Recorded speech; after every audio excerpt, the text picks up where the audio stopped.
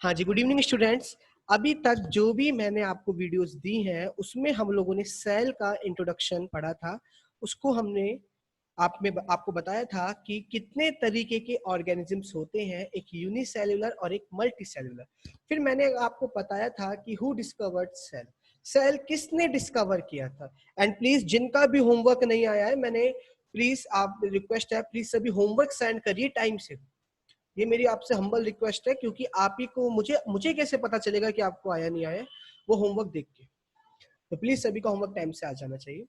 तो आज जो हम स्टार्ट करेंगे सेल थ्योरी कि किस किस साइंटिस्ट ने क्या क्या कंट्रीब्यूशन दिया, क्या क्या काम हुआ, कैसे कैसे पूरा सेल डिस्कवर हुआ, और डिस्कवर होने के बाद लास्ट में कुछ पॉइंट बना दिए गए। इसको ही क्या कहा गया, सेल थ्योरी। वो क्या है वो मैं आपको आज बताने वाला हूं, ठीक है। तो देखो, लेट्स स्टार्ट। तो सभी बच्चे ध्यान से सुनेंगे। देखिए, जब सेल डिस्कवर हुआ तो ये तो सबको पता है कि जो सेल का पुराना वर्ड है, ग्रीक वर्ड है, लैटिन वर्ड है, वो क्या है, सेल्यूला। CELLULA। प्लीज मेरी आप सबसे रिक्वेस्ट है, सभी नोट्स बनाते चलेंगे। जो सेल आया है वो किससे आया है, सेल्यूला, जिसका मतलब होता है बच्चों क्या, लिटिल रूम, छोटा सा कमरा। ठीक है, हाँ बेटा ऐसा होता है। ठीक, अभी डिस्कस करेंगे। जब हम आपसे सबसे बात करेंगे तो प्लीज आप मेरे से पूछ सकते हैं। अभी पहले सामने सुनिए। कोई भी माइंड में क्वेश्चन आ रहा है तो अभी उसको न्यूट्रलाइज कर दो, अभी मत लाओ कोई भी क्वेश्चन। पहले सामने देखो, टॉपिक समझो, उसके बाद नोट डाउन करते चलो, एक साथ डिस्कस करें। तो बेटा, सेल जिस वर्ड से आया है उसका मतलब होता है सेल्यूला। सेल्यूला का मतलब होता है छोटा कमरा। तो सबसे पहले कौन आए, सुनते रहना, इसी तरीके से याद करना है। और मैं आपका सबसे कल ये पूछ सकता हूं, किसी को बच्चे को भी कॉल करके या कैसे भी, ठीक है। तो सुनिए मेरी बात, क्या है, सभी इसके नोट्स बनाते चलेंगे प्लीज, मैं बार बार नहीं बोलूंगा, सभी नोट्स बनाइए। तो सबसे पहले एक साइंटिस्ट आए, रॉबर्ट हुक, जो जिनका जन्म हुआ था 1635 में और डेथ हो गई थी 1703 में। ये नहीं आता लेकिन बताता चल रहा हूं। तो रॉबर्ट हुक ने सबसे पहले क्या करा था, सुन लीजिए। मैंने आपको छोटा थोड़ा थोड़ा सबके बारे में बता रहा हूं, थोड़ा थोड़ा बताऊंगा पूरा लेकिन लिखवाऊंगा थोड़ा थोड़ा, ये मैं बता चुका हूं। तो रॉबर्ट हुक ने क्या करा, सबसे पहले क्या करा, डिस्कवर्ड सेल। जो सेल सबसे पहले डिस्कवर्ड करा वो किसने करा था बच्चों, रॉबर्ट हुक ने। पूरी कहानी सुना रहा हूं, सुन लीजिए, ठीक है। इन्होंने क्या करा था, कॉर्क ली थी। क्या ली थी, thin slice of cork, thin slice of cork, ठीक। प्लीज वीडियो को बाद में आराम से देख लेना, सभी सुनो। उन्होंने क्या करा था, थिन स्लाइस ऑफ कॉर्क लिया था, कब, इन 1665 में। और उन्होंने उस कॉर्क में क्या देखा था, हनी कॉम जैसे स्ट्रक्चर। मैं शॉर्ट में लिख रहा हूं, आप लोग अपनी भाषा में लिखने की कोशिश करेंगे। क्या देखे थे उन्होंने, Honey com structure like this. मान लीजिए ये कॉर्क है और ये क्या था, ये क्या है आपके,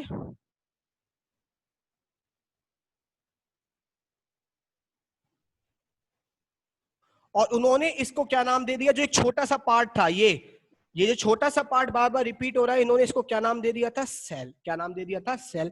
तो ये तो सबसे पहले साइंटिस्ट आए, ठीक है। और इन्होंने कौन सा माइक्रोस्कोप यूज किया था, सेल्फ डिजाइन माइक्रोस्कोप। वो माइक्रोस्कोप इन्होंने खुद बनाया था बच्चों, सेल्फ डिजाइन माइक्रोस्कोप, वो माइक्रोस्कोप इन्होंने खुद बनाया था, ठीक है। खुद अपने आप बनाया था। फिर आगे तो साइंस जैसे जैसे डेवलप हो गई, बहुत सारे माइक्रोस्कोप आ गए हमारे पास, इलेक्ट्रॉन लाइट माइक्रोस्कोप। मगर उन्होंने उस समय में खुद बनाया एक माइक्रोस्कोप, खुद डिजाइन करा और उससे देखा। तो इतना डीप तो वो भी नहीं देख पाए, कि उन्होंने ये तो देख लिया हनीकॉम्ब के स्ट्रक्चर है, वो इस सेल के अंदर की चीज नहीं देख पाए। उन्होंने ये तो देख लिया कि ये सेल है, अगर हम इसको जूम करके देखें, इसको जूम करके देखें तो कुछ ऐसा होगा, तो इसके अंदर भी तो कुछ चीजें होंगी, ये वो नहीं देख पाए। उन्होंने ये तो बता दिया कि छोटी सी चीज है, उसको क्या कहती है, सेल, मगर ये नहीं बता पाए कि इसके अंदर भी क्या क्या चीज पाई जाती है, क्या क्या प्रेजेंट है। क्यों, क्योंकि उतना अच्छा माइक्रोस्कोप भी नहीं था जो जूम करके देख पाए, है ना। तो रॉबर्ट हुक का कंट्रीब्यूशन यही खत्म होता है। तो लेकिन डिस्कवर किसने करा, रॉबर्ट हुक ने, इसलिए उनका नाम फेमस हो गया। इसके बाद सुन लीजिए, और हाँ, इन्होंने क्या करी थी बच्चों, अपनी एक बुक लिखी थी जिसका नाम था माइक्रोग्राफिया। सुन लीजिए, क्या नाम था, माइक्रोग्राफिया। 1665 में उन्होंने इसके बारे में इस बुक में बताया था। मैंने सब चीज बता दिया। ये हो गया हमारा रॉबर्ट हुक भाई साहब जी का काम। ठीक है, क्या कि रॉबर्ट हुक ने, इनका जन्म 35 में हुआ था, 103 में डेथ हो गई। क्या करा इन्होंने? सबसे पहला सेल डिस्कवर करा, चाहे वो डेड हो लिविंग हमें मतलब नहीं है, सेल डिस्कवर हुआ। कैसे करा?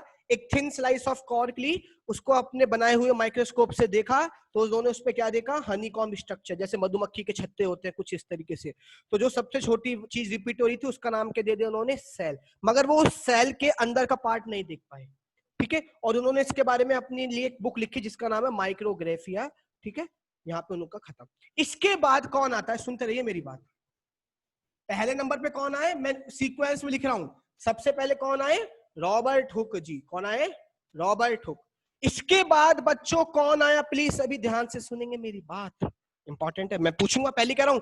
और बेटा जो बच्चे होमवर्क सेंड नहीं करे ना, मैं उनकी रिमांड लेने वाला हूं। तुमने मेरा अभी तक ना बहुत ही शांत नेचर देखा है कि मैं सबसे बहुत पोलाइट हर चीज से बोलता हूँ, लेकिन पढ़ाई के मामले में मैं कोई कॉम्प्रोमाइज नहीं करता हूँ। कुछ दिन जा रहे हैं, अगर यही हालत रही ना आप लोगों की, जो होमवर्क सेंड नहीं कर रहे हैं, तो देख लेना मेरा तुम वो रूप देखोगे जो तुमने अभी तक देखा नहीं होगा। गुस्सा भी बहुत ज्यादा करता हूँ मैं। सुना होगा ना कि जो इंसान सबसे शांत रहता है, गुस्सा भी सबसे ज्यादा उन्हीं को आता है। तो प्लीज मुझे ऐसा मत करने दो, क्योंकि दूसरा तरीका भी मुझे आता है काम करवाने का। मैं कोशिश करता हूं कि आराम से बच्चे को प्यार से समझाया जाए, एक रिलेशन बना के। तो आपकी भी यही ड्यूटी है कि आप सब काम टाइम से पूरा करें, क्योंकि इसमें आप ही का फायदा, मेरा कुछ फायदा नहीं है ना बच्चों? ठीक है, चलिए सुनिए, आप मेरी बात सुनिए। इसके बाद जो आते हैं बेटा, हमारे एक साइंटिस्ट आए जिनका नाम है, सुनते रहो, एंटोन। सुनते रहो, बड़े अजीब अजीब से नाम है यार इनके, बड़े गंदे गंदे से नाम होते हैं, मैं मुझे खुद याद नहीं होते, है ना? एंटन वॉन, मैं तो बोल भी नहीं पाता, इनकी प्रोनाउंसिएशन भी नहीं कर पाता। ठीक है, एंटन वन ल्यूनॉक। वैसे जो नाम है इसका, एंटन वन ल्यूनॉक। क्या स्पेलिंग है ल्यूनॉक की? LEUWENHOEK। देखो हमारे नाम कितने अच्छे अच्छे होते हैं, ऋषभ, विजय, है ना? कितने प्यारे प्यारे नाम है, मगर पता नहीं कैसे नाम है इनके। एंटन लॉन ल्यूनॉक। कौन आए इसके बाद? कौन आए इनके बाद? एंटन लॉन ल्यूनॉक। पहले कौन आया बेटा? Robert Hooke. इसके बाद कौन आ गए बच्चों? एक नए साइंटिस्ट आए, एंटन लॉन ल्यूनॉक। कब आए? इन 1674। ये वाला काम किस में हुआ था? रॉबर्ट हुक वाला 1665 में। उसके 9 साल बाद, उसके 9 साल बाद एक नए साइंटिस्ट आए जिनका नाम था एंटन वन ल्यूनॉक। 1674 पे उन्होंने क्या करा? एक अच्छा सा माइक्रोस्कोप बनाया। कैसा माइक्रोस्कोप बनाया? Improved microscope. क्या बनाया? Improved microscope. मैं रिपीट कर रहा हूं, क्या बनाया? Improved microscope. ठीक, तो इन्होंने क्या बनाया? अपना एक माइक्रोस्कोप बनाया था। किन्होंने? रॉबर्ट हुक ने।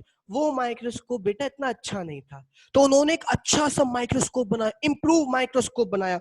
और उस इंप्रूव माइक्रोस्कोप से उन्होंने पहली बार लिविंग सेल्स को देखा। पहली बार, अभी तक डेड सेल की बात हो रही थी, पहली बार उन्होंने क्या करा? एक बहुत अच्छा माइक्रोस्कोप बनाया और उससे पहली बार फ्री लिविंग सेल्स को देखा। किसमें? इन पॉन्ड वाटर। कौन से पानी में? पॉन्ड वाटर में। पानी के अंदर भी तो सेल्स होते हैं, बहुत तरीके के सेल्स पाए जाते हैं। तो उन्होंने पहली बार जीता जागता सेल देखा। कब? इन 1674 में। कहा? पॉन्ड वाटर में, फ्री लिविंग सेल्स। और उसके बाद उन्होंने हमें तरह तरह के सेल बताए। उन्होंने क्या क्या डिस्कवर कर डाला? कौन कौन से सेल डिस्कवर कर डाले? He discovered sperm. बेटा स्पर्म क्या होता है? एक सेल होता है जो रिप्रोडक्शन कराने में हेल्प करता है, जो जिसकी वजह से रिप्रोडक्शन होता है। आप पढ़ोगे 10th क्लास में, रिप्रोडक्शन एक चैप्टर है।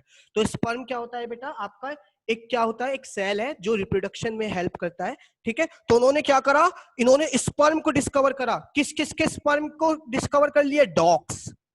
सुनते रहो, किस किस के स्पर्म को? डॉग्स, ह्यूमंस, रैबिट, खरगोश, फ्रॉग, क्या? Frogs, fish, fish and insects. आया समझ में? देखो सबसे पहले सेल डिस्कवर हो गया, फिर धीरे धीरे आगे टाइम बढ़ा, तो कौन से साइंटिस्ट आए? एंटन वन ल्यूनॉक। 1674 में उन्होंने एक अपना खुद का माइक्रोस्कोप बनाया, अच्छा था थोड़ा वो इसके मुकाबले, इन वाले माइक्रोस्कोप के मुकाबले। और उन्होंने पहली बार पॉन्ड वाटर में लिविंग सेल को देखा, जिंदा सेल को, लिविंग सेल्स को। और उन्होंने कुछ दिनों बाद ही सेल को आइडेंटिफाई करना स्टार्ट कर दिया और एक नाम दिया स्पर्म। यानी कुछ प्राणियों के कुछ ऑर्गेनिजम्स के उन्होंने स्पर्म को डिटेक्ट कर लिया, डिस्कवर कर डाला, किस किस के, dogs, humans, rabbit, frog, fish और इंसेक्ट। इनका कंट्रीब्यूशन यहीं पर खत्म होता है। आया समझ में? ये हो गया मेरा दूसरा कंट्रीब्यूशन।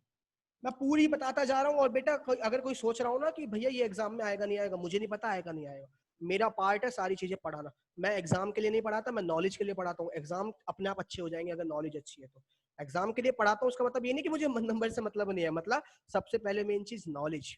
नॉलेज है तो सब कुछ है, कहीं भी क्रैक कर लोगे, कोई भी चीज कॉम्पिटिटिव एग्जाम क्रैक कर डालोगे। तो इसलिए हर एक चीज जाननी जरूरी है, ठीक है, चाहे वो स्कूल में हो रही हो या ना हो रही हो। और मेरे ख्याल से कराया होगा ये स्कूल में सबको।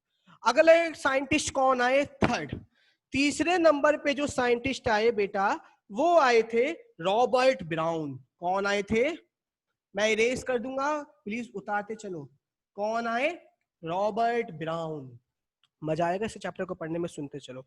कौन आए इसके बाद? Robert brown. ठीक है, रॉबर्ट ब्राउन क्या था सुन लीजिए। इन्होंने क्या डिस्कवर कर डाला? न्यूक्लियस। बेटा जो मैंने अभी बताया आपको, जो रॉबर्ट हुक थे, कौन थे? जो रॉबर्ट हुक थे, उन्होंने केवल सेल की ऊपर ऊपर से देखा, उन्होंने अंदर की चीज नहीं देखी। जैसे कि मान लीजिए ये क्या है, हमारा एक सेल है। जो हमारे रॉबर्ट हुक थे, उन्होंने क्या करा, केवल ये पार्ट देखा, इसके अंदर जो भी चीज थी इसको जूम करके देखा जाए तो अंदर की चीजें वो नहीं देख पाए। तो रॉबर्ट ब्राउन ऐसे साइंटिस्ट थे जिन्होंने इसके अंदर हमें क्या बताया कि इसके अंदर क्या पाया जाता है? एक न्यूक्लियस। क्या होता है वो हम आगे पढ़ेंगे, क्या होता है ये न्यूक्लियस वो आगे पढ़ेंगे। आप जिन बच्चों ने स्कूल में पढ़ा होगा थोड़ा थोड़ा पता भी होगा कि न्यूक्लियस क्या होता है ना। तो जो न्यूक्लियस डिस्कवर किया था वो किसने किया? रॉबर्ट ब्राउन ने। किसने? Robert brown. तो इन्होंने क्या काम करा? डिस्कवर्ड। क्यों? क्योंकि रॉबर्ट हुक ने तो केवल ये वाली चीज देखी थी, केवल ये ऊपर ऊपर से ये, इसके अंदर की चीज जो थी वो किसने बताई? रॉबर्ट ब्राउन ने। क्या डिस्कवर कर डाला? न्यूक्लियस। तो अगर लिखा आया हु डिस्कवर्ड न्यूक्लियस, तो दैट इज रॉबर्ट ब्राउन। और कब करा इन्होंने? 1831 में। कब करा? 1831 में। आया समझ में? इसके बाद समझ में आया? और किस में करा? In plants. Discovered nucleus in कौन से सेल्स में डिस्कवर करा सबसे पहले इन्होंने? प्लांट सेल्स में, पेड़ पौधों के सेल्स में, प्लांट सेल्स में। तो आया समझ में? पहले कौन आए? Robert Hooke. दूसरे नंबर पे कौन आए? एंटन वैन ल्यूनॉक। और तीसरे नंबर पे कौन आए? Robert brown. देखो 1665 में हुआ, फिर 1674 में हुआ, ठीक है। और इन्होंने 1831 में करा था, लेकिन उस दौरान और भी चीजें डिस्कवर हो चुकी थी। वो देखिए अब कौन आया, कुछ खत्म होने वाला है बस। फिर आए बेटा, हमें किसकी बात करनी है? सुनते रहो, ये मैं पूछ सकता हूँ किसी भी बच्चे से कल परसों में कॉल करके। इनके बाद जो आए वो आए हमारे जेई पुरकिंजे। पुरकिंजे बताओ क्या ना यार, जो भी नाम होगा इसका, मैं तो पुरकिंजे ही बोलूंगा। जेई पुरकिंजे, ठीक है। अलग अलग नाम है, क्या नाम है? कौन है साइंटिस्ट? जेई पुरकिंजे। उन्होंने 1839 में, कब? इन 1839 उन्होंने अपना काम कब करा? 1839। 31 के बाद कब हुआ? 1839 में। लगभग लगभग 8 साल बाद उन्होंने क्या दिया? एक नया चीज बताया जिसको हम कहते हैं प्रोटोप्लाज्म। उन्होंने क्या बताया हमें? किसके बारे में बताया बेटा? प्रोटोप्लाज्म। मैं रिपीट कर रहा हूं, एक साइंटिस्ट आए जेई पुरकिंजे। क्या नाम है? पुरकिंजे। उन्होंने किसके बारे में बताया बच्चों हमें? 1839 में प्रोटोप्लाज्म के बारे में। क्या? कि जो भी क्या होता है प्रोटोप्लाज्म? एक फ्लूइड होता है। क्या होता है? एक फ्लूइड होता है जो कहां पाया जाता है? लिविंग सेल्स के अंदर। पढ़ाएंगे आगे, ये सब चीज पढ़ेंगे, मैंने बताया ना सेल के अंदर की एक एक चीज पढ़ेंगे। तो उन्होंने सबसे पहले क्या डिस्कवर हुआ सेल के अंदर? न्यूक्लियस। फिर सेल के अंदर ही नई चीज क्या डिस्कवर हो गई? प्रोटोप्लाज्म। और प्रोटोप्लाज्म याद रखना हमेशा लिविंग सेल्स के पास होता है। किसके पास? लिविंग सेल्स के पास एक फ्लूइड होता है। क्या होता है? फ्लूइड, लिविंग सेल, ठीक है। आया समझ में? कोई दिक्कत? इसके बाद चौथे साइंटिस्ट ई आए। इसके बाद पांचवी साइंटिस्ट आए हैकल।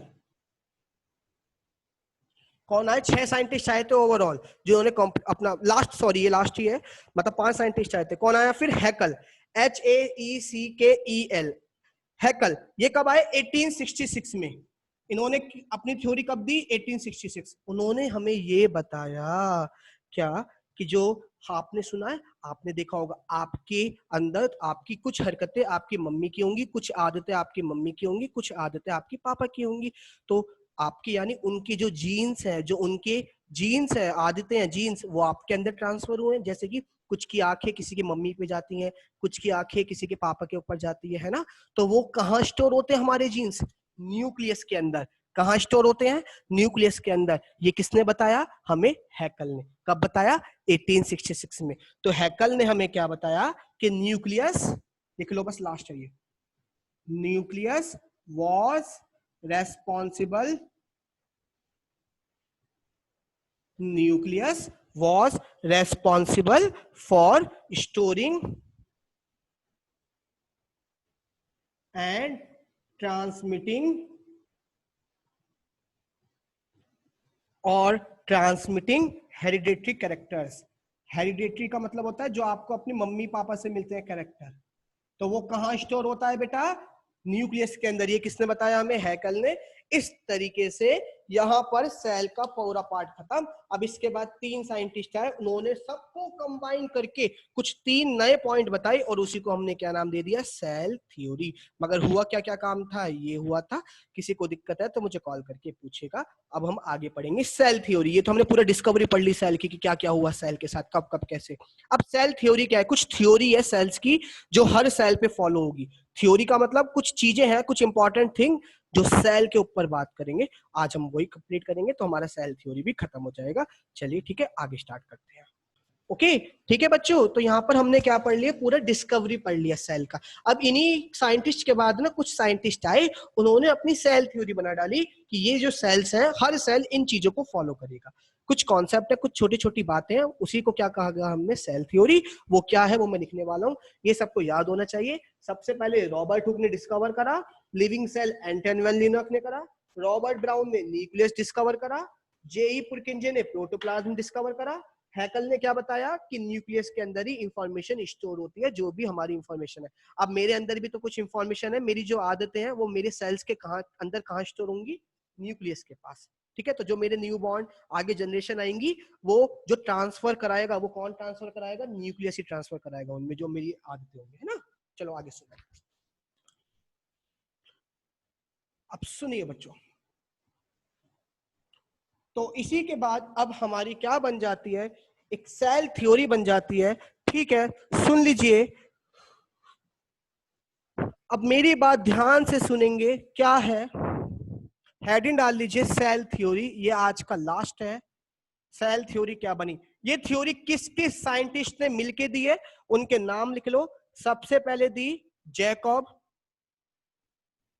पहला 3 साइंटिस्ट ने मिलके दी थी, जैकब, मैथिस, जो भी है। देखो बच्चों सुनो, मेरी ना इंग्लिश बड़ी वीक है, तो ठीक है, हंसना मत, जो भी नाम है इनके सुन लो। शीडेन। ठीक है, दूसरे साइंटिस्ट, देखो इतना बड़ा एक साइंटिस्ट का नाम है यार, बोलने में भी बड़ी दिक्कत होती होगी इनको तो सच में, है ना। लिख देता हूं।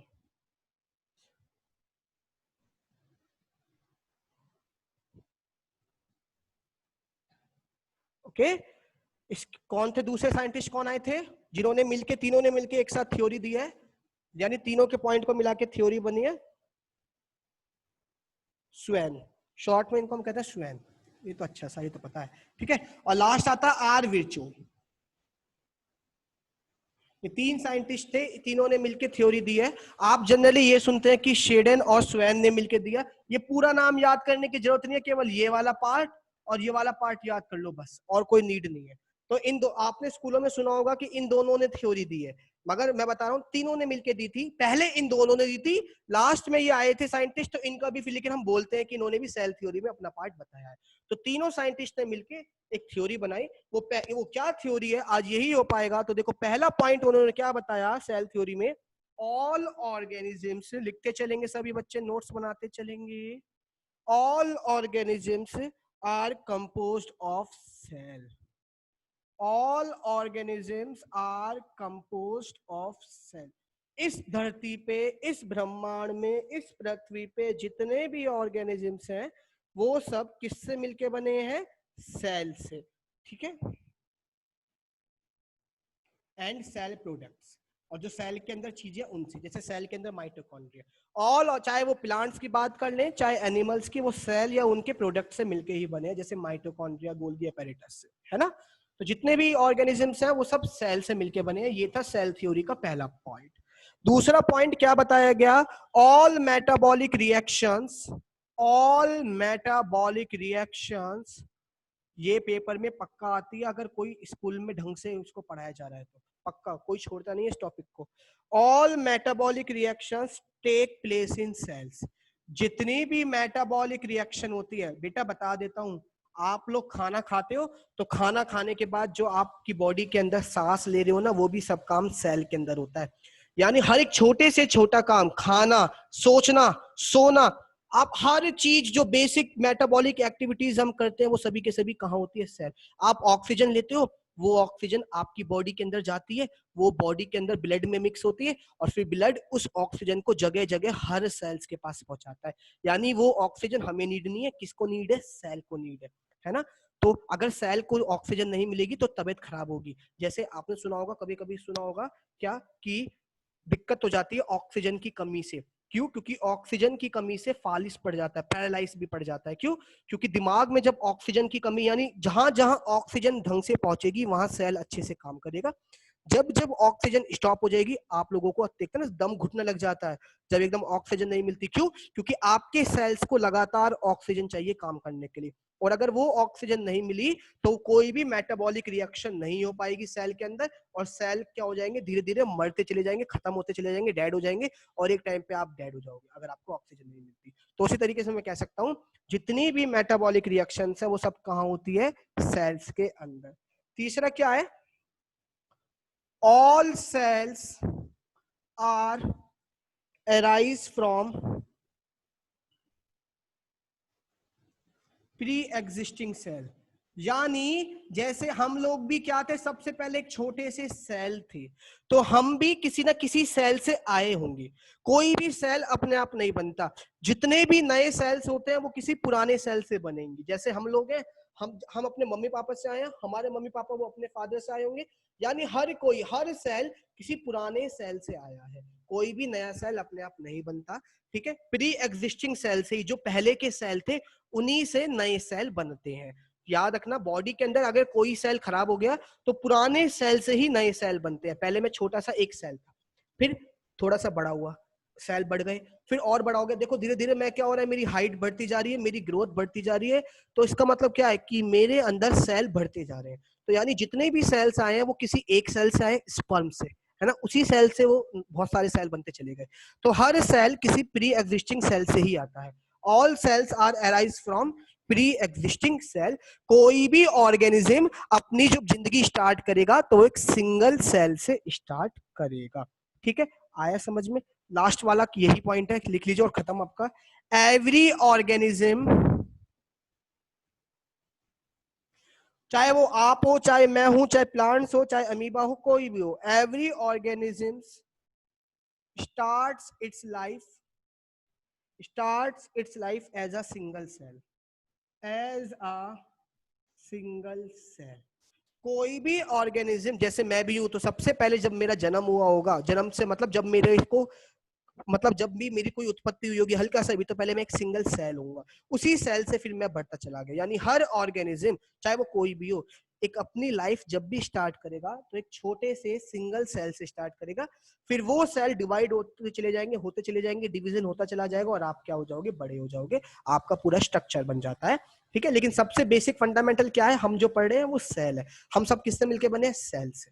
ठीक है, तो ये हो गई हमारी सेल थ्योरी। यहां पर एक एक्सेप्शन है जो सेल थ्योरी को फॉलो नहीं करता, वो है वायरस। ये वायरस तो यहां भी जान नहीं छोड़े। याद रखिए, जितने भी वायरस होते हैं वो सेल थ्योरी को फॉलो नहीं करते। जितने भी वायरस होते हैं वो सेल थ्योरी को फॉलो नहीं करते। एक्सेप्शन का मतलब जो सबसे अलग चलता हो। मान लो मेरी क्लास में 10 बच्चे हैं, उसमें से 9 बच्चे मेरी बात सुनते हैं, एक बच्चा अपने आप चल रहा है, तो वो हो गया एक्सेप्शन, जो मेरी बात नहीं सुन रहा, जो अलग दुनिया में चल रहा है। उसी तरीके से सारे ऑर्गेनिज्म सारी बात मानेंगे, मगर वायरस क्या है, यहाँ एक्सेप्शन है। वायरस में ये कोई भी पॉइंट वैलिड नहीं है, उनके लिए कोई सेल थ्योरी नहीं है। वायरस एक तरीके का सेल होता ही नहीं है। पहली बात तो सुन लीजिए, वो पढ़ेंगे वायरस के बारे में पढ़ाऊंगा। बेटा वायरस कोई ऑर्गेनिज्म नहीं है, पहले बता रहा हूँ। वायरस कोई ऑर्गेनिज्म नहीं है, फिर भी कहोगे भैया वो तो जिंदा रहता है हमारी बॉडी के अंदर, जैसे अभी कोरोना चल रहा है क्यों रहता है, सब पड़ा होगा, ठीक है। अभी लेकिन वायरस कोई ऑर्गेनिज्म नहीं होता, इसलिए उस पर सेल थ्योरी फॉलो नहीं होती। ये सेल थ्योरी किस पे फॉलो होती है, जो सेल से मिलके बनता है, वायरस तो उस पर एक्सेप्शन है। यहाँ पर सेल थ्योरी खत्म। आज के लिए यही करना है, और होमवर्क सुन लीजिए, चलो ग्रुप पे सेंड कर देंगे होमवर्क सभी को पर्सनली। आज के लिए इतना, कोई दिक्कत हो तो बताइए। कल हम स्टार्ट करेंगे आपका माइक्रोस्कोप से और प्रोकैरियोटिक एंड यूकैरियोटिक सेल, ठीक है, प्रोकैरियोटिक एंड यूकैरियोटिक सेल। आज के लिए इतना, थैंक यू।